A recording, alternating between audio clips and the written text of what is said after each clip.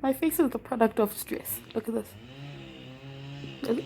I know it sounds like I'm being a drama queen right now, but like just the pause thriving, no, is not an option. This, no.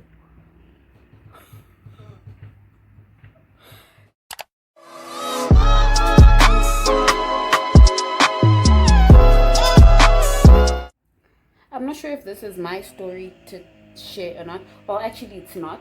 But it's not exactly a story. It's just something that happened in my class today.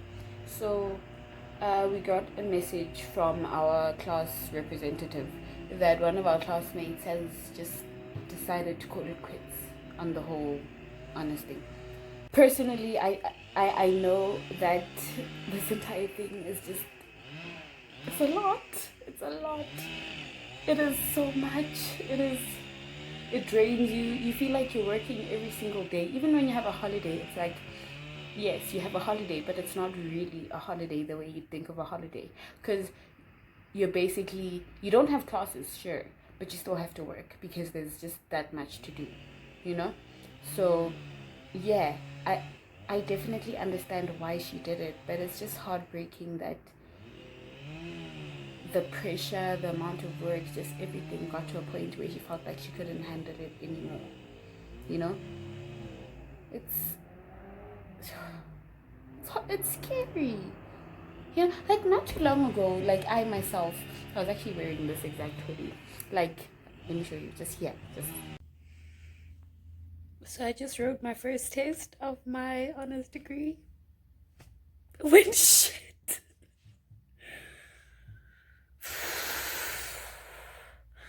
The thing, first of all, I never react well when I don't do as well on a test as like I would have liked.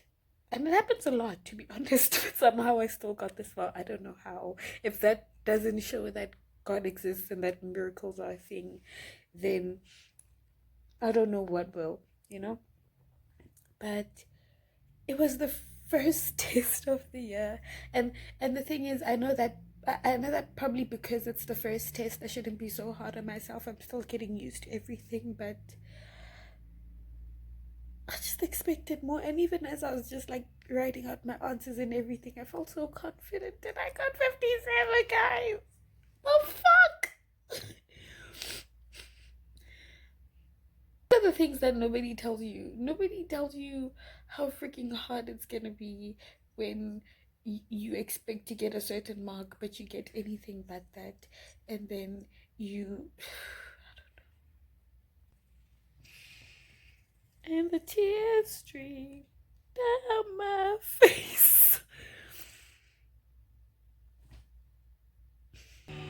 I was out here crying, you know, like in my feels, down in the dumps, because I just written a test, and for that test, you got the marks immediately.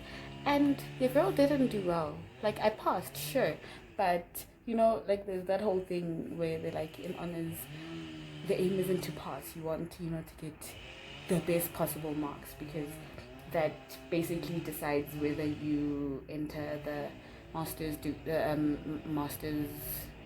next year, whatever, or not. So yeah, everyone's just trying to put their best foot forward. But the thing is, wow, it's a lot. The work is intense. The rate at which they're giving us, you know, like assignments and tests and all of that. And the thing is, I know it's not their fault to the lecturers, because they're probably under as much pressure as we are. But wow, it's a lot.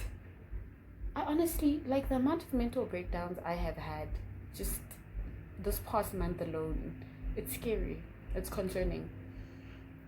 So I really do understand why she ended up, you know, doing what she did. I'm not saying that it's something I would do myself, because I guess maybe my circumstances are a bit different, or I don't know, because I don't know what her reasons were. But I understand why she did it. It's just horrible that it even has to get to that point. Why must it get to a point where we feel like we like we just can't? Because, you know, university, like, just in general, just like your normal degree, it is Yes, it is. It is. Wow. But somehow we all found the motivation to just keep going and all of that. So what makes a person now get to this point where you just can't even go on anymore? Like, it's not my place to speculate about her reasons, because there are lots of reasons as to why somebody could make a huge decision such as that, because I mean, I'm pretty sure we all know that, just being able to go to school, even though something that should be free and just a basic right and all of that, it actually is kind of like a privilege. It's a luxury. So it really is something important. But what would make somebody get to the point where they feel like they're just giving up on all of that? All the work that they've put in from back then until now, it's just like, I can't. Like, how bad does it have to get? That just breaks my heart. These are the things that we're never prepared for. These are the things that we never see these things coming. Like, we I don't know, man. I feel like these are the things that, as much as, because during orientation, when you first start and everything, they tell you that I remember in my first year, they told us that if you were used to getting 80s and 90s in high school, then good for you. But here, you will suffer for those 80s and 90s, because wow, and they weren't lying, because I mean, for starters, the distinction in university is 75%. So yeah, it's definitely less than what it was in high school, but it also makes sense considering the amount of work. But yeah, they told us all of these things, but they didn't tell us the true extent. They didn't tell us the toll that all of this can have on your mental health, that all of this can have on your relationships even. Like, imagine hardly speaking to your friends and family because you're always just chasing deadlines. I just realized that this is something I do, and it's so horrible. And I keep telling myself that, you know what, no, you gotta make a few sacrifices to get to where you wanna be, but like, what if by making those sacrifices for academia and all of that shit, you end up sacrificing things that matter just as much? Your family matters just as much. Your friends matter just as much. So why do you prioritize this one over the other? Because this one can somehow get you more money than the other? I don't know. It's a mess. It's a mess. It's a mess.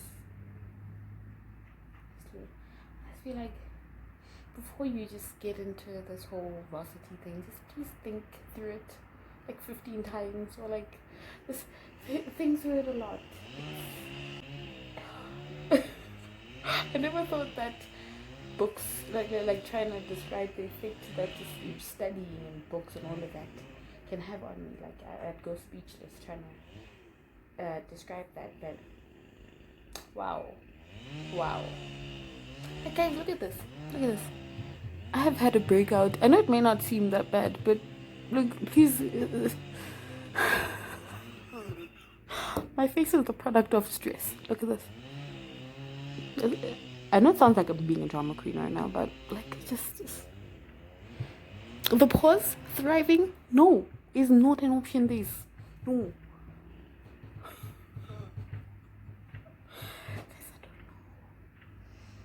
I don't know.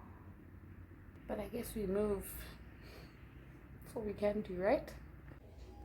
I guess more than anything, the goal is to get to a point where, no matter what happens in your academic life and all of these things, it doesn't somehow make you feel like a failure. Like, your entire life doesn't depend on just school. Because what the hell, man? Balance. Life is about balance. The gurus have said it's about balance.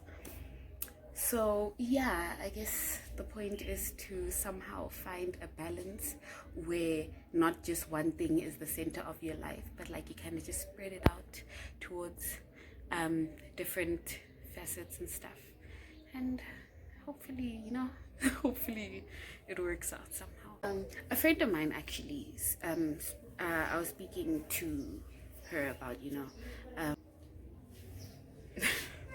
Yeah, I've been speaking to her about this whole, school thing and the pressure that just come with school and just all of these things. And she mentioned to me that, she was thinking the other day that look at, like, if something were to happen, because with COVID and just life in general, you literally may not see the next day, you may not wake up. So do you want to wake up and look at your life and feel that you haven't lived, that you were only living for school or you were only living for work, because it doesn't only apply to school, it's the same for careers and things like that. Are you just living for your career? Are you just living for just one thing? Or are you just having a healthy balance? Something like that. I guess that's the hardest part. It's easier said than done, but we can do it. We'll be fine. I'm hopeful. I'm nothing if not hopeful.